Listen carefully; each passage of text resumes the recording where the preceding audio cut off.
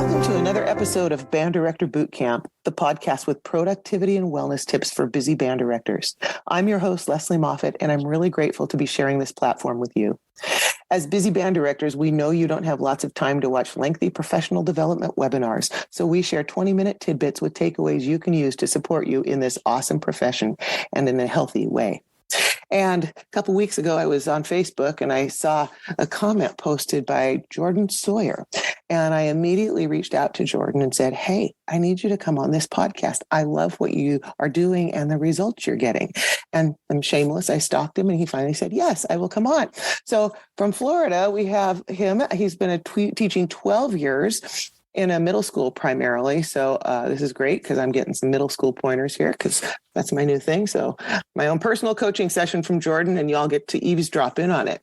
So Jordan, thanks for being here. Can you just introduce yourself with a little bit more of your background? Sure. Hi, I'm Jordan Sawyer. I teach in Broward County in South Florida. I have taught for 12 years. I've primarily taught in Florida. I've also taught in Texas. I've also been up in Jacksonville and Orlando.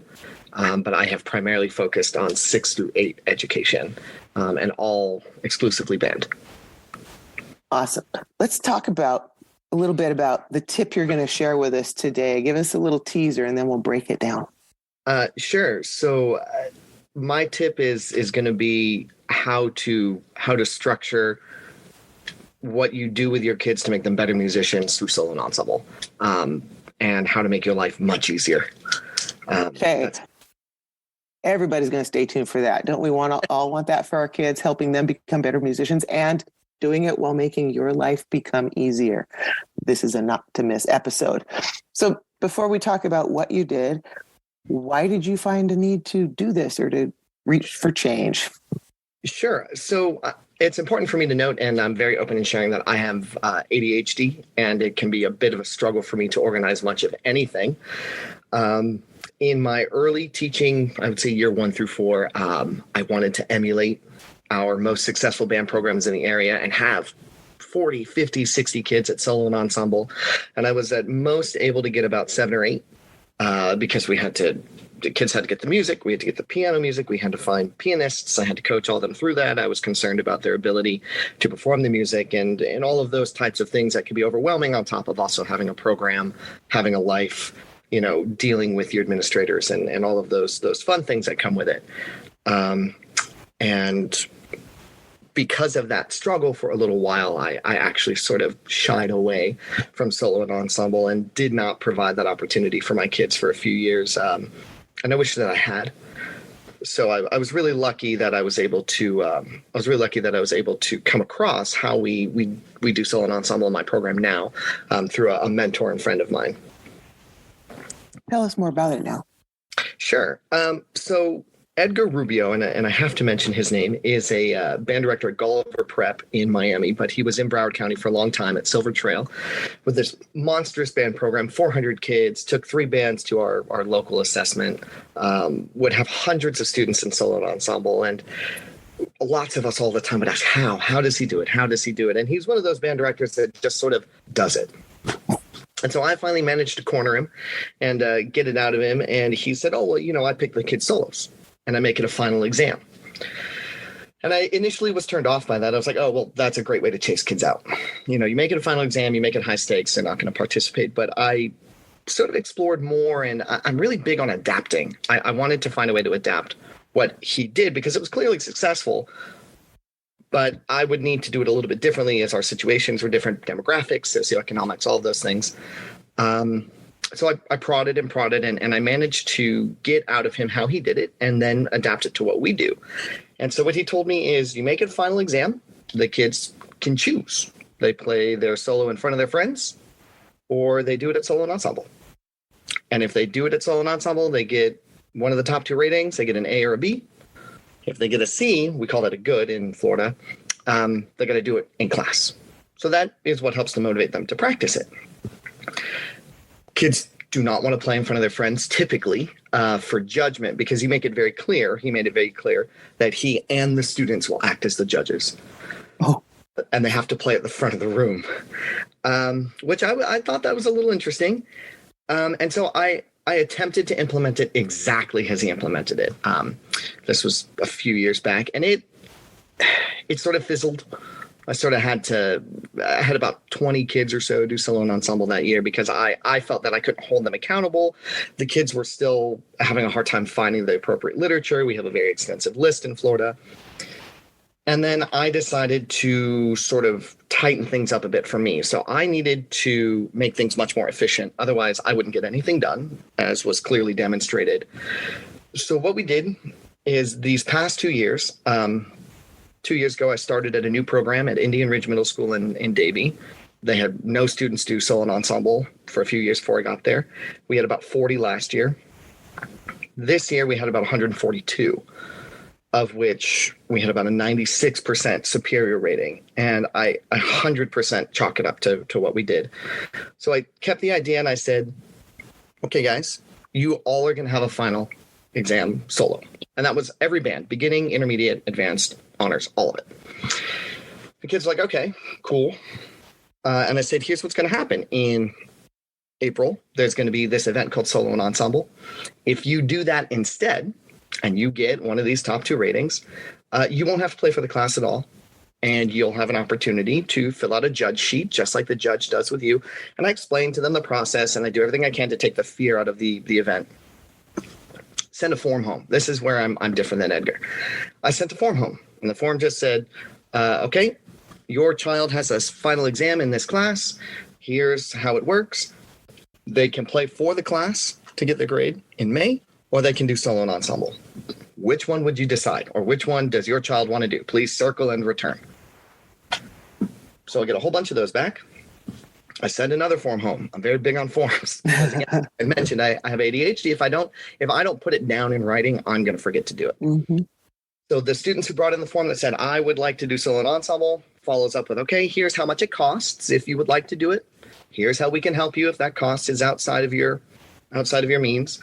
And then I said, here are the pieces. I provided to each student 2 pieces of music. I selected them from our list. My go-to, and if anyone can take anything away from this and adapt anything, it's that Feldstein and Clark's Arietta is the best grade 1 for beginners ever written. Feldstein and Clark's Arietta, which is our easy beginner solo. Every instrument got that. And then the flutes all got a little grade 1. And the oboes got a grade 1. And every instrument gets their own little grade 1 with that. They get to pick which one they want. Each level of band got 2 different solos based on their instrument. They fill out that second form. Here's the title I will be playing. They have 5 days to pick. Right? The money is attached. Or, hey, Miss Sawyer, we need help. Or, hey, I have more questions. That comes in. So now I know, what are we in December? When I pass this out, I know in December, okay, I'm going to have 140 kids do solo and ensemble. I need to get my piano players now. So I was able to reach out to piano players, took it totally out of the kids' hands, said, hey, here are the kids. We've already collected money from the students. I put a little thing together, like, here's a bullet point. Here's how much the music cost. Here's a bullet point. Here's how much the registration is. A piano player for 2 sessions at 15 minutes for practice and your performance. And then we charge a small little copying fee because we have to provide the music itself to the judge as well. So that also helps make up in case we need to pay the piano player a little bit more if something comes up. And that's how we went through that. And it was extremely helpful because the kids in December are getting music that they're going to be expected to play on their own in April. I do not help the kids read it. I don't help them learn it. I do have my room open in the morning and after school so they can come in and ask for help. But I do not tell them how we're going to play this music at all.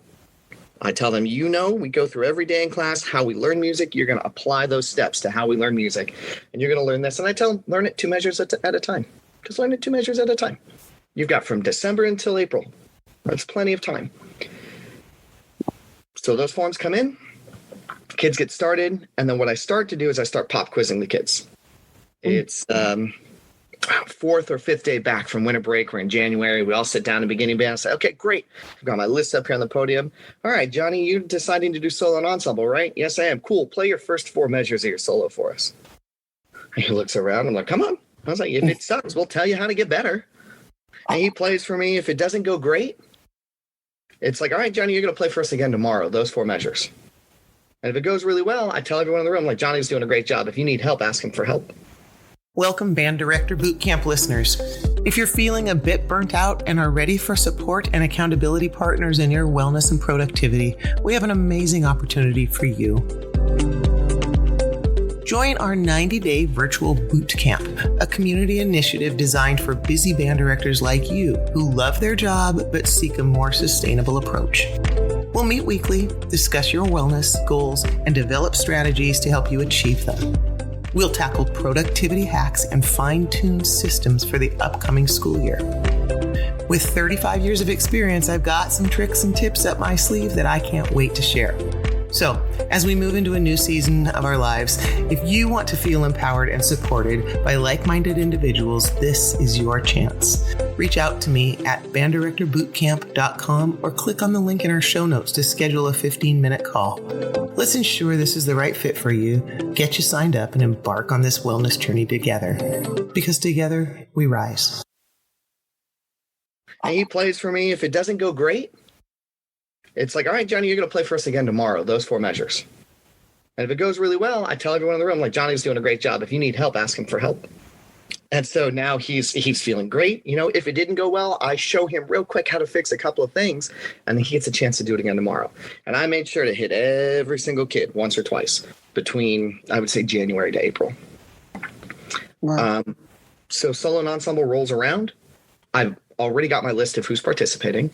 I've already got my piano players set, so I know I've already gone in and registered. That's what takes the longest amount of time, is getting in and registering the kids.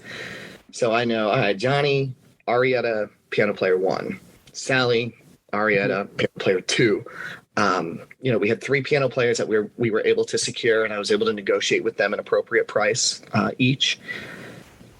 And it was the smoothest solo and ensemble I've ever done. Now, I think it's important to note that last year we did the same thing, and we were a little bit smaller. So we had about 40 students who participated, went really, really well. And I was able to apply it again this year, and I started a little sooner. I passed out the music a little earlier than I did last year, and I condensed the information. I sort of over inundated my families last year with information. So I sort of condensed it a bit and turned it into 2 forms instead of 4. And it was riotously successful. We had, like I said, 140 plus students participate. They were all very well prepared. The channel for communication was also created with parents in a way that wasn't just email or wasn't just like our various apps and things like that. It was, hey, your child has selected to do this and we are proud of them. But it was in writing, and that's so meaningful, so tactile, when the kids can't hand something to the parents. And I know they don't always make it home, right? We had those parents who are like, my child said they're doing something called solo and ensemble. I haven't seen anything. But it was great. And I was so stress-free at solo and ensemble this year. I hung out in the director's room, just listened to the kids who would let me go and listen to them. But the most important thing, I think, is just the sense of ownership that it created in my entire program. Because those 140 kids, they owned that process. I didn't have to spoon feed them notes. I didn't have to spoon feed them rhythms. I pulled them out periodically as I may have heard things that were concerning. No kid did I have to tell, no, I don't think it's appropriate for you to go. And I also really pumped them up to the class. Like, we're really lucky these guys are going to go and represent us. And, if you guys have a good time, share it with your friends. And so I already had kids this year. This was the coolest part. At the end of the year, like, oh, I'm really looking forward to solo and ensemble next year. And kids who hadn't even done it. Mm-hmm. And then we did our solos in class afterwards, right? For the kids who did not do solo and ensemble. And instead of making it kind of like, oh, well, I'm going to judge you and it's going to be hard and you should have done solo and ensemble, I told them, you're going to come in, you're going to play your solo. Kids, of course, were nervous and things like that. And anytime a kid played their solo for the class and it wasn't great, I would just ask a kid at solo and ensemble, what would a judge say? What would your judge have said? Can you think of something? And some of the answers were, they were fairly vague, but they were all encouraging.